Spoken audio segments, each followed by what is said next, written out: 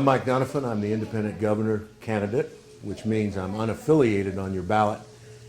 I am not working with either party. I dropped party affiliation at the beginning of last year so I could run as an unaffiliated independent candidate that needs to do one thing: ask people to vote for me and ask people to spend 10 minutes a day on their own liberty. 10 minutes to restore liberty to their lives, their communities, and take back what we've surrendered to our governments. We can't blame them. We gave it to them, and now we're going to take it back. It's my pleasure. I've got a group of people here today that are liberty-thinking, proactive American citizens who have great stories to tell, and we're going to tell them today so the rest of the world can see them. So with that, we're going to move straight into introductions, talk a bit about our story, and then we'll get into the meat of how we're going to change our country. Sierra. Hi, my name is Riddle, and this is my son Landon, and we are from Utah, and Landon was diagnosed with aggressive leukemia when he was 2 years old, and started natural treatment. Landon got very, very ill. He was placed on a lot of narcotics, and he was suffering and in pain. We brought him to Colorado to take part of the favorable laws here for medical marijuana, and Landon improved. And even though Landon improved, I had to fight CPS and DHS and hospitals solely for my son to not have to have narcotics and chemotherapy. And I'm happy to say that we won that fight, that Landon was released from treatment, and now we try to go out and educate people about pediatric cannabis use, about our children that are suffering every day, that are on narcotics, just like the children you see in this room. And we really ask people to be educated and to get out and vote for people that will help us, because we shouldn't be made out to be criminals for giving our child something that the law is clearly written in favor for. Would you tell us, people don't know, because when you have a tendency, when you live your life, and the events of your life become so commonplace, in brackets, the daily existence before the treatment was available to you. Oh my gosh, our daily existence before coming to Colorado was terrible. Landon was vomiting 25 to 50 times per day. He was in a measurable amount of pain and agony from his nerves literally dying. Every time they injected him, he was dying. All of his cells were dying. He was so frail and fragile that even bumping into a couch could cause internal bleeding. We spent, every holiday in a hospital.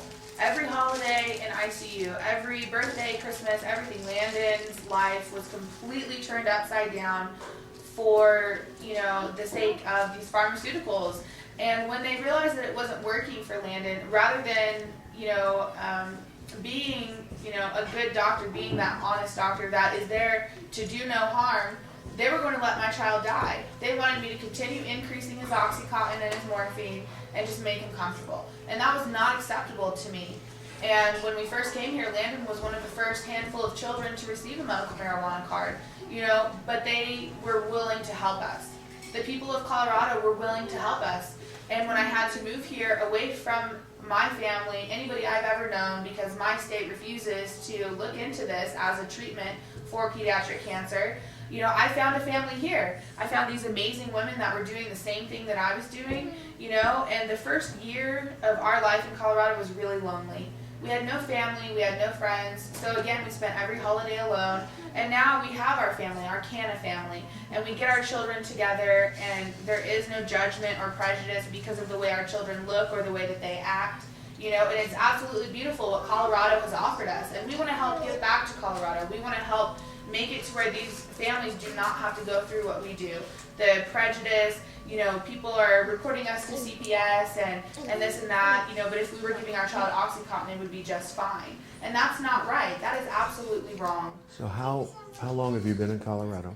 I have been in Colorado since January of 2013, and Landon's been a resident of Colorado since about February 2013.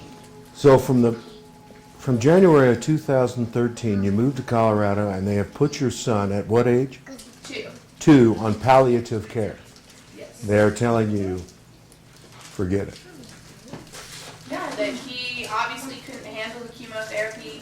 They wanted him to do 4 years of this. And after 3 months of it, he was dying. And that's why we left Utah and came to Colorado. And I mean, now look at him. He's very healthy. He's a boy. Yeah, he's very smart. And you know, we're really excited for our children to get to live. That's all we wanted. We want our children to have quality of care. That's it. Quantity and quality is both important. So from his birth, when was he diagnosed? At what age? He was diagnosed at 2. At 2. So from the time at 2 years old, you went literally without any sleep because of all of the things associated with the aggressive form of cancer. Yes. You have to uproot yourself from your home, move to Colorado, leave your family, your friends, to save your child's life because the political system was condemning him to die. Exactly. You know, it's wrong, and then we really thought once we came to Colorado, we would be off scot-free. You know, I'm not sure if you guys were following along, but they introduced a drug endangered child bill. It was SB 177 and 178. And we were called upon to rally and go up there and testify. They were trying to make it picking up our child's medicine from the dispensaries. If we got pulled over between there and our home, it would be a crime, child abuse. When I'm picking up my own child's medical marijuana, you know, so thankfully we all testified and we got that bill shot down. You know, but it really just goes to show that our children are not allotted for it. They're not accounted for, and they need to be. There's over 500 children that have moved to Colorado solely for medical marijuana. Do you recall who introduced that bill? I don't recall who that SB was. 177. We'll do a little research, and this is somebody that needs to be educated. And we're going to get into the history of hemp, marijuana, cannabis, cannabidiol receptors, and why this is such a miraculous cure, and the political aspects of people trying to stop it. Well, we all applaud everyone in this room for the courage it takes to move in this direction. And we are completely, the people of Colorado and the people of the unaffiliated party people and the party people are going to make a change. Thank you, Sierra. I'm Ashley, and this is Robbie. Robbie was diagnosed with a very rare brain tumor in April of this year. About 30 kids a year are diagnosed with this tumor. Most of these kids are all under the age of 2, and right off the bat they give you a 10% prognosis. 10%. 10%. And that's mainly because of their age and the limitations on what they can do as far as chemo and radiation. Robbie started cannabis in June of this year. Prior to that, he was a shell of his former self. He wouldn't interact, he wouldn't engage, even with family. There was nothing, no connection, no light in his eyes. He had dropped down to just under 23 pounds. Oh, boy. And even with a feeding tube and 12-hour feeds, didn't even plateau his weight. He just kept dropping. So nothing that they were doing was working. Right after starting cannabis oil, within the first week and a half, Robbie gained 2.5 pounds. For the first time he gained weight since April. He immediately came back out of his shell. He would interact and engage and acknowledge that someone else was talking to him.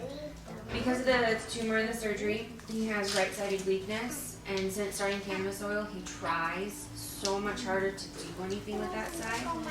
He'll stretch, he'll do muscles, he's starting to try and do high fives without eating it with the other hand. He's just himself. Without it, he wouldn't be anywhere where he's at right now. He had 5 surgeries in 7 weeks. Not once did he need any anti-nausea medications. Not once did he even need Tylenol after any of those surgeries. He had done 4 rounds of chemo. Never needed anti-nausea medications. He ate during chemo.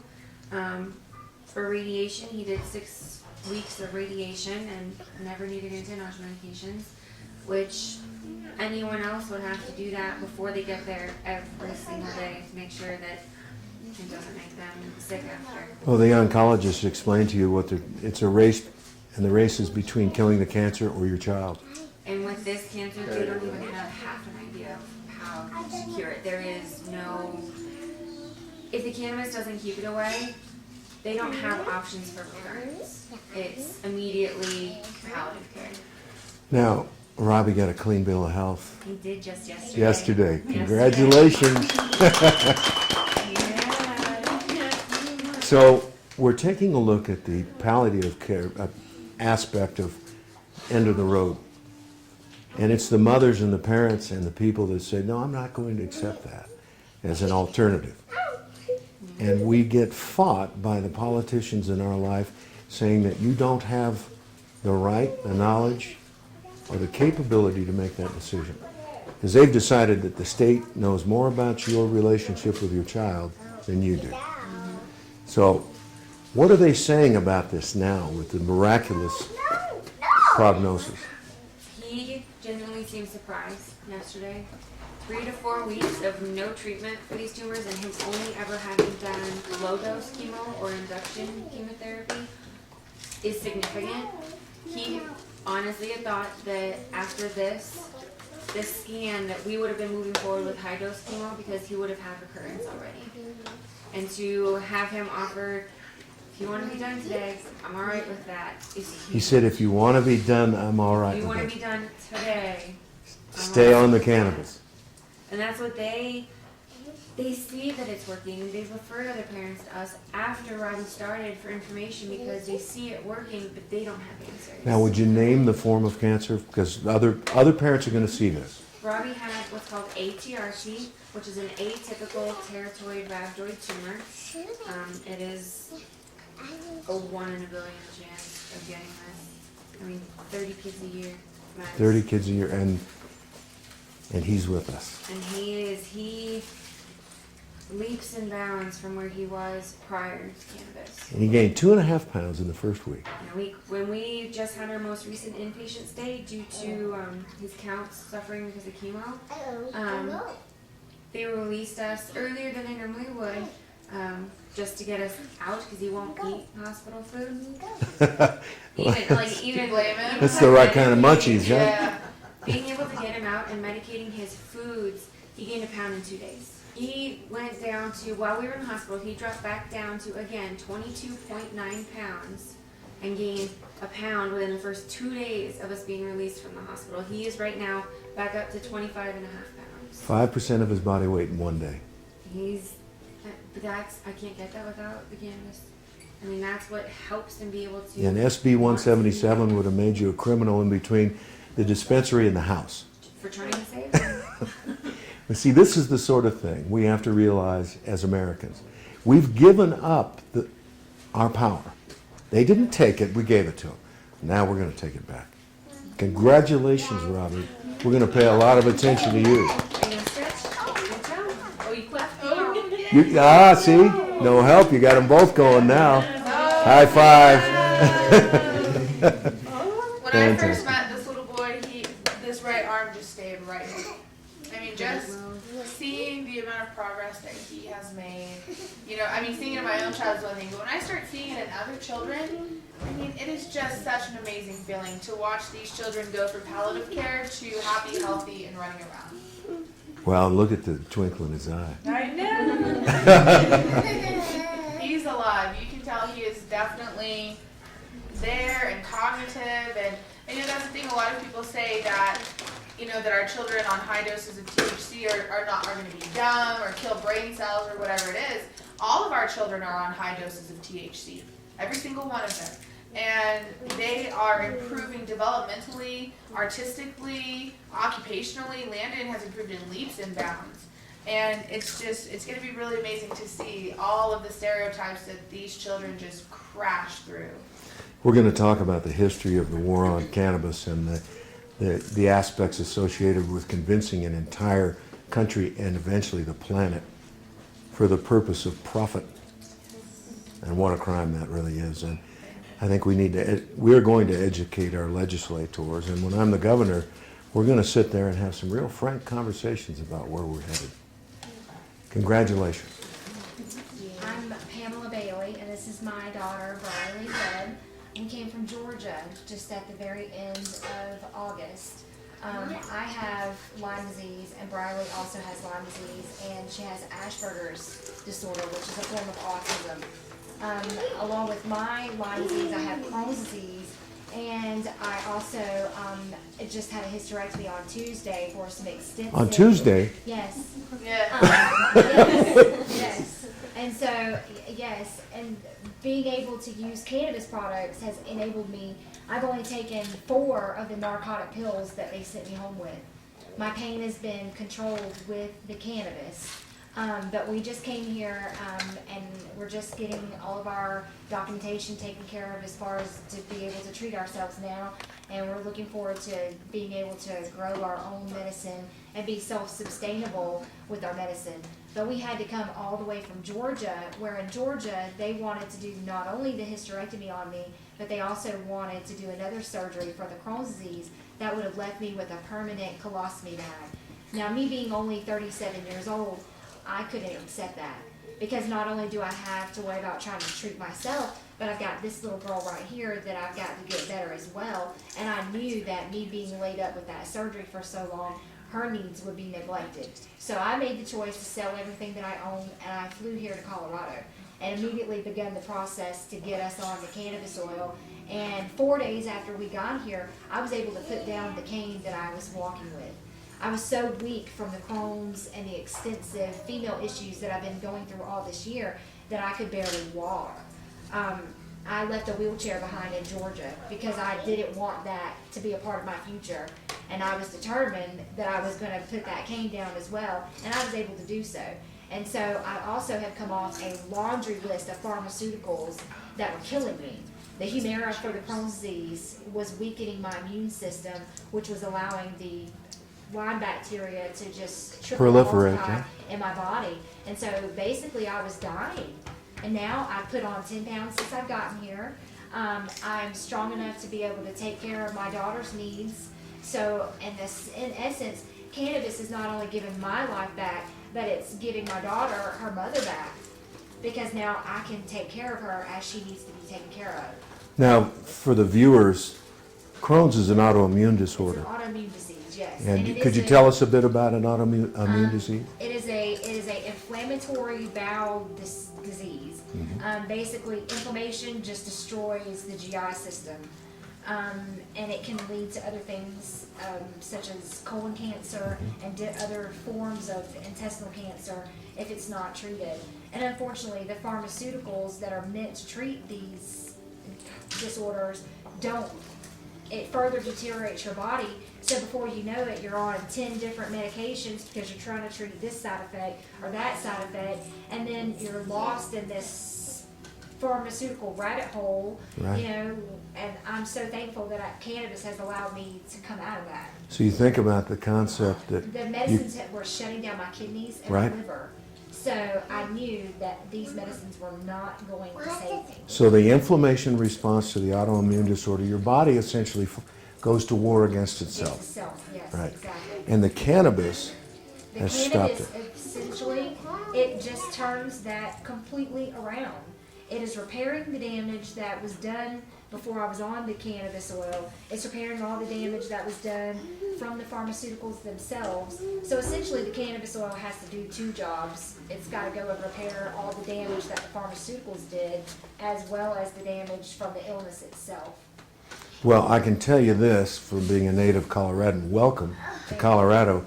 You've got the American Colorado spirit. You're willing to do something about your life, which Americans will always do, given the opportunity, and they'll take that opportunity back to save their children and themselves. And you look fantastic. Thank you. The idea that you had a hysterectomy on Tuesday, Tuesday. you were in a Right. wheelchair 2 months ago. Yep. Wow. Cannabis has given me a joy for life back. I have such a higher quality of life here, whereas at home in Georgia, I was bedridden, slowly rotting away every day. And by the way, we don't have a lot of ticks here, so Yeah, we're, exactly. yeah. See, Exactly. yeah. Well, congratulations. Welcome. Fantastic. Welcome. Hi, I'm Chantel, and this is my daughter, Lauralai. She has what's called a plantar embryonal tumor with abundant neutrophil and true rosettis. It basically means that from the moment of conception, as soon as she began growing an embryo, her tumors in her brain started growing as well. So she has lived her entire life with brain tumors actively growing in her brain. In in 2012, we started seeing a lot of symptoms. She was getting really high fevers up to 105, and she was vomiting from 4 to 12 times a day. And throughout that year, we went to 7 different ERs. I had 3 different primary care physicians, both in California and here in Colorado. And we also went to see 2 different GI specialists, and nobody could tell me what was wrong. And we kept getting tests for the flu, for strep, and all these little, things that the symptoms could relate to, but nobody looked at her brain. I mean, we had ultrasounds, we did upper GI tests, we did lower GI tests, and we couldn't figure out what was going on. And in November of 2012, suddenly my little active girl who was running and talking and starting to say words suddenly regressing and started to crawl.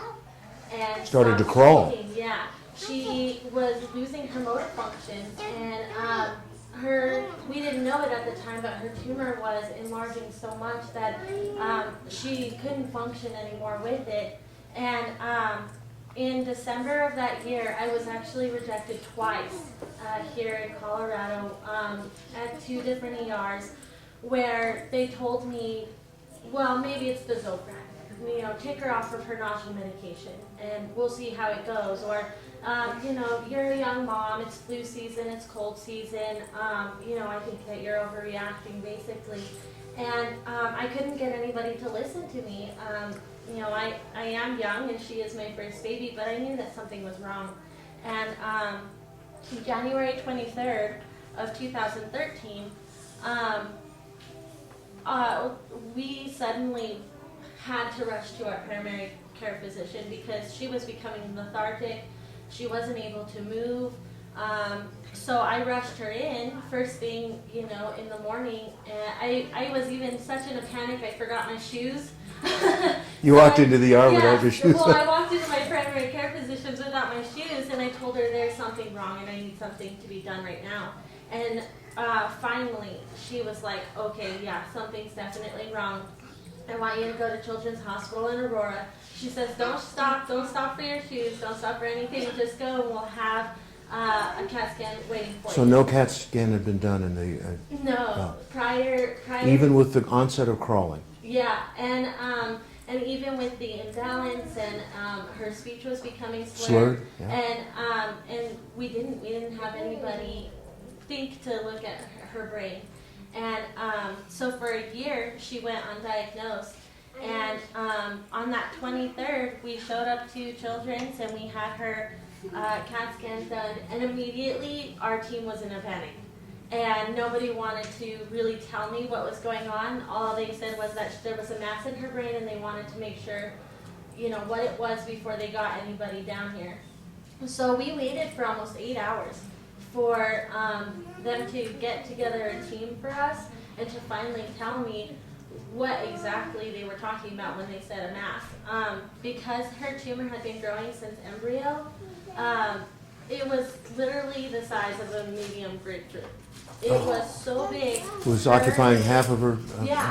it was so big that there was no longer any space for her brain to continue to develop. And with the hydrocephalus, which is a water buildup, her brain wasn't going to survive more than a few more hours. So we had to do an emergency operation, fluid, and release some of that pressure. And she had a tonic seizure from the surgeries and from the pressure from the tumor and from the water, and I almost lost her. It literally took the moment that she was going to die for a doctor to pay attention to me, and it was hard. We went through that first surgery and then we did her brain surgery. And luckily, since we're native of Colorado, we had friends here who told me right away, Chantle, you need to get her on cannabis oil. So between her brain surgery and her first day of chemotherapy, I researched and I met with people who have foundations who could help me. And before a drop of chemotherapy ever touched her body, we got her onto cannabis. And we did induction chemotherapy for 3 months. We did high dose chemotherapy for 3 months as well as 3 stem cell. So she had a PICC line, Yeah. and you had to use that PICC line every day, Every single day. and yeah. normally that causes tremendous nausea. Yes, yeah, and we were lucky enough that up until July of 2013, she didn't lose any weight. So even through induction chemo, and we also did high dose with 3 stem cell transplants, she didn't have to have a feeding tube. She was able to maintain her weight. And then in July, because of the chemotherapy shutting down her system, she caught a disease called C. diff, which causes severe diarrhea and vomiting. And she was only about 23 pounds at the time, and she dropped down to 19. And she was in ICU for 9 days, and we had to fight for her life against C. diff. And every day we were not sure whether or not we were going to wake up to her the next morning. And we've actually gone through that 3 times now with infections. In the past 2 years, I've almost lost her 3 times from infection due to chemotherapy. And as of April of this year, she's been on 17 different chemo drugs, all of which she never had to have a feeding tube. But her tumors continued to come back. We would knock them out and kill them, and they would just find a new location and regrow. Her cancer is very, very aggressive. Less than 0.5% of the world's population will ever get her type of cancer.